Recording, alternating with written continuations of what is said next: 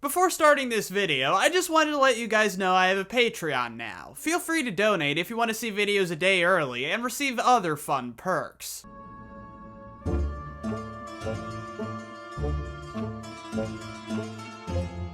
Remember those Defossilizer 10 videos I did last year? They were quick and low effort, but still turned out pretty good. I have another video planned soon, but it's gonna take some prep work, so in the meantime, I figured I'd give you all something else to watch. This is essentially going to work the same as those other videos. I'm gonna go through every game I played this year so far, and give my abridged thoughts on them. Just so you guys know, my cutoff date for what counts as a game this year was actually Christmas of last year, rather than New Year's. Seems like a weird technicality, but it makes it so much easier for categorizing and lets me start on the games of the year list earlier. Anyway, the first game I played after that cutoff was There Is No Game, Wrong Dimension. Between Danganronpa V3's ending, Modern Homestuck, and legions of lazy, unfunny parody games, I'm kind of burned out when it comes to things being meta and breaking the fourth wall. That's not to say all fourth wall breaking games are bad, just that they have a pretty high bar to clear for me to like them. And thankfully, this one does just that. The puzzles here are incredibly clever and make great use of the fourth wall in really creative ways. Next is Goat Simulator. Let's see, it's an open world sandbox game where the entire gimmick is being as janky as possible. Yeah, I don't know why I thought I would like this one. Next is the original Half-Life. Maybe I'm just spoiled by modern games, but this felt really dated. I'm not even talking about the graphics. A lot of the gameplay felt dated and not very fun, but maybe that's just me. I stopped pretty early. Super Meat Boy Forever. Apparently, this was originally meant to just be a mobile game, and that's when I should have started seeing the red flags. I thought I would like this more than the original Super Meat Boy, since the precision and landing of the original is what I was bad at, so maybe a simplified gameplay structure would work better for me. Instead, it was just as brutal, and the randomizer gave me segments I'm pretty sure were impossible. Finally, I replayed the original Ace Attorney, and my thoughts were pretty similar to the first time I played. Case 1 was just a tutorial, so it wasn't really worth mentioning. I liked Case 2 quite a bit. I absolutely hated Case 3. Case 4 was a real mixed bag, starting off bad, but getting better as it went along, and while Case 5 was a bit disappointing resolution-wise, and a bit too long, it was really good overall. It definitely justified the replay. So yeah, there was some good stuff here, but it's probably my least favorite of the trilogy.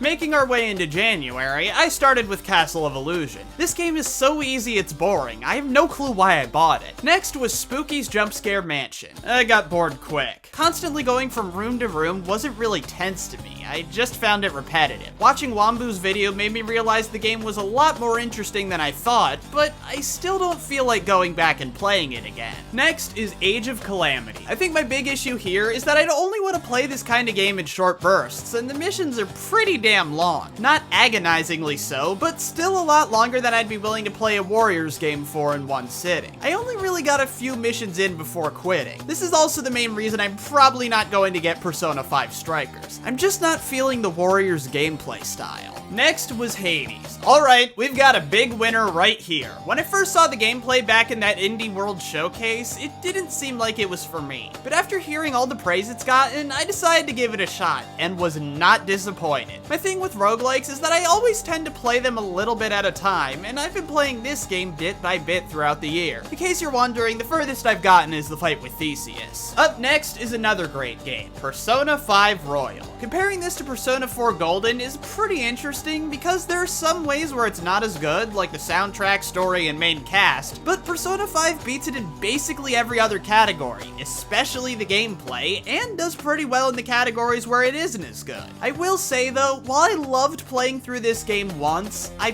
probably won't do it again. I felt pretty burnt out because of how overwhelmingly long the game is. I had to take breaks to play other games, and even then, I don't think those breaks were enough. One of those games I took breaks with was Coffee Talk. I know I talked a lot about games being similar to VA11 Hall A last year, but this one goes even farther than those. It's basically the same concept-wise, only it's fantasy instead of sci-fi and coffee instead of alcohol. That might seem like I'm ragging on this game and calling it a ripoff, but I'm not. It has enough differences to give it its own identity. I didn't like it quite as much as VA11 Hall A, but it filled that same role of being a nice, relaxing game to come back to and play a little bit at a time. The first game of February, well, the first new game of February, I was still working my way through the last 3 games I mentioned, was Anarcute. I couldn't get into it. Next was Kunai. The idea of a Metroidvania centering around grappling hooks sounded fun. It wasn't. Then I decided to give Killer 7 another shot, and I got about as far as I did last time. I'm sure there's something brilliant in this game since so many people like it so much, but I just can't stand the gameplay. Destroy All Humans was a lot of fun. The missions had a lot of variety to them and were really enjoyable, with a few exceptions. I started on Friday Night Funkin' before coming to the incredibly predictable realization that I was terrible at it. So I just watched all the songs on YouTube and had a good time. I love the visuals and music, I just suck at the game, and I still feel engaged in the fandom despite not actually playing it. Colossus Down. Oh boy, this one hurt. You could say I should have seen this coming, as Mango Protocol only did point and clicks before this, but Tim Schafer mostly did point and clicks before making Psychonauts. Is that an unfair comparison? I have no idea. I'm not the biggest fan of beat-em-ups, and this game doesn't change that, with a basic button-mashy moveset and enemies with way too much health. The story is still darkly funny, but since the gameplay has to take center stage, the franchise's biggest strength isn't at the forefront here. Also, Nika's pretty unlikable in this game compared to the original Mecha Nika, although I guess you could say that's part of the fun. Also, seeing Nika move so fluidly just feels unnatural. Finally, capping off February, I replayed Octodad Deadliest Catch. The game was about as good as I remembered, except the controls, which were better. And you know what? That's a really nice feeling, having a game hold up just as well as when you first played it. Starting off March, I played Blue Fire. I was intrigued by the trailers. It's essentially a 3D version of Hollow Knight. Only with Hollow Knight, while the worlds were grim and desolate, it was done in a really beautiful and atmospheric way. While in Blue Fire, it feels like a world plucked from a bad late 2000s fantasy game. Also, while Hollow Knight's combat system was really engaging, Blue Fire's kinda sucked. And those two factors made me drop the game. They also made me want to revisit Hollow Knight, and that's exactly what I did. It held up really well, and I managed to beat the Mantis Lords. Turns out, I missed a bench in Mantis Village right before the fight. Instead, I assumed the nearest bench was like 5 rooms away, so I would have to make that long trek back every time I wanted to try again, which is what ultimately broke my spirits. So after beating them, with the help of a walkthrough and a good friend, I was able to power through the game and explore more of Hollow Nest. It was a lot of fun until I rage quit at the Watcher Knights. I know you can drop a chandelier to take out one of them before the fight, but that still means you need to beat 5 of them, and in all my attempts, I was lucky to take out 1. Crash Bandicoot is a series I never really had much interest in. I don't know, the linear 3D platforming style just didn't jump out at me. However, after all the good things I heard about Crash 4, I decided to give it a shot, and was not disappointed. The levels are fun and challenging, the game looks great, and all of the mechanics work well. My only problem is the alternate characters. They were fun to play as, well, Tawna and Dingo Dial were, I mostly just tolerated Cortex. My problem is that the game doesn't commit to giving them their own levels. In all of their optional stages, you'll play as them for half the level at best, and then it'll make you play through part of a Crash level you already finished. It's annoyingly repetitive, and makes it feel like they weren't committed to these new characters. However, since I didn't even try to 100% this thing, that's the only real issue I had. Next was Yakuza Kiwami. It's kinda funny. Majima was my least favorite part of Yakuza 0, and now he's my favorite part of Kiwami. I freaking love this guy. The sheer variety of ways he picks a fight with you is absolutely hysterical. The rest of the game is pretty meh, so I don't plan on playing the other Yakuza games, but damn, Majima was a fun character. Starting off April, we have Blood Roots. It had a cool idea, using everything around you to take out your enemies and build up combos, but I didn't get that into it. I had fun, but I stopped pretty quickly. Next was Danganronpa 1, and oh boy, this one hurt most of all. I was planning on replaying it and Danganronpa 2 to do reviews on them, just like the V3 video, when I came to a disturbing yet predictable realization. Danganronpa isn't nearly as good the second time around.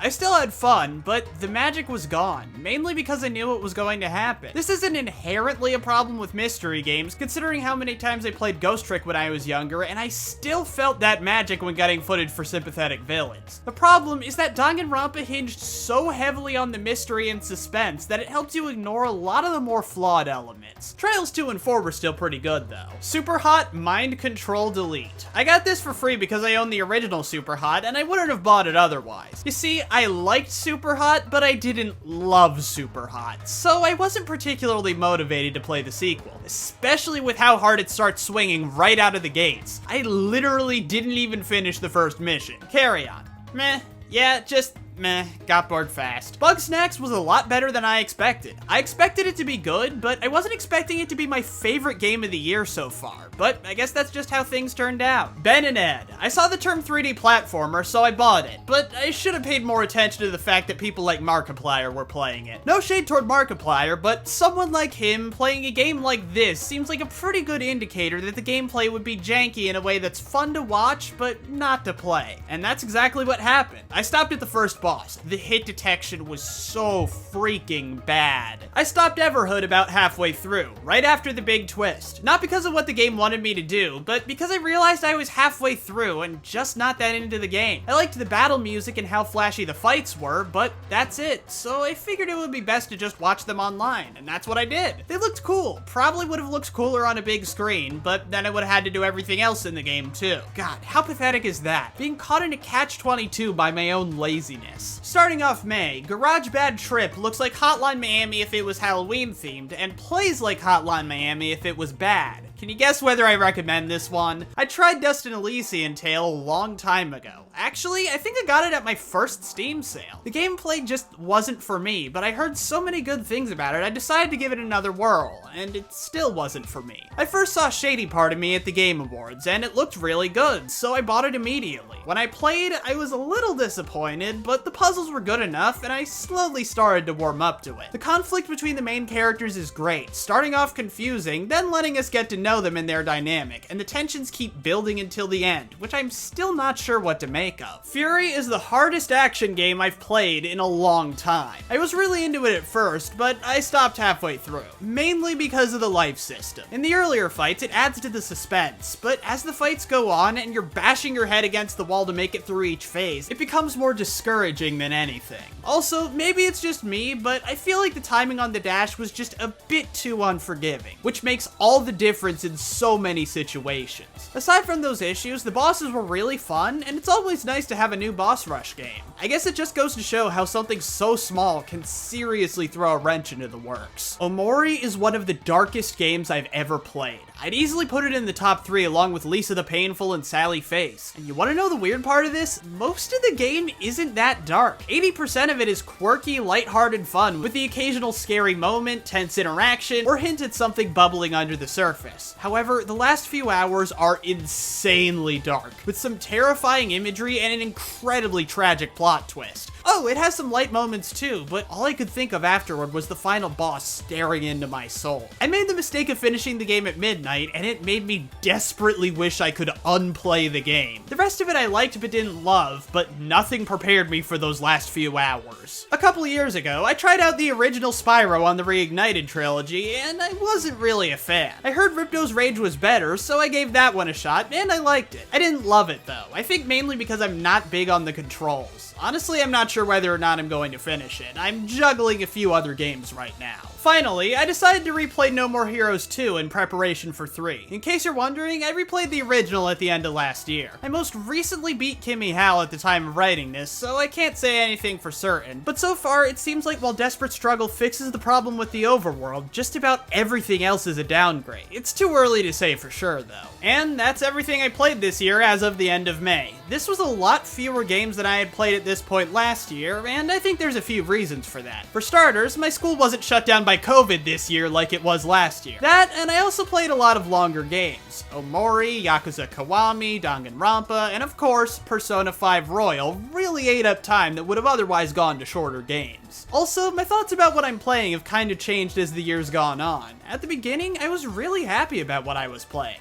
I mean, games like Hades and Persona 5 are a lot of fun, but in April and May, a decent amount of doubt crept in. There weren't that many games I was enjoying, and a game I used to love fell into okay territory, so part of me was questioning if something was wrong with me. Was I just unable to enjoy playing games as much as I was before? Of course not. I mean, I loved Bugsnax, and most of the games I didn't like were for pretty standard reasons. Plus, while Danganronpa didn't hold up as well as I thought it would, Octodad did. I guess it's just me getting overly paranoid about bad luck on the video game roulette, which is why I want to focus on replaying some games I remember liking. Just a quick update, I've replayed literally one level in the next game I'm replaying, and it made me realize just how paranoid I was being. It's funny, the last time I fell into this kind of slump was 2017, when I was underwhelmed by Breath of the Wild and Super Mario Odyssey. Especially in Odyssey's case, since it seemed to be the ideal Mario game I'd wanted for so long and everyone was praising it, but I just couldn't get into it. Yet despite all those worries, it wound up being the best gaming year I've kept track of, with everything from the Fractured But Whole to A Hat in Time showing up. I guess the moral of the story is not to let a couple of mediocre games make you go insane. I am Defoffalizer, and if you want a better idea of what I'm playing, consider following me on GG. It's essentially letterboxed for video games, and it's a really helpful tool that I use quite a bit. Hope to see you there.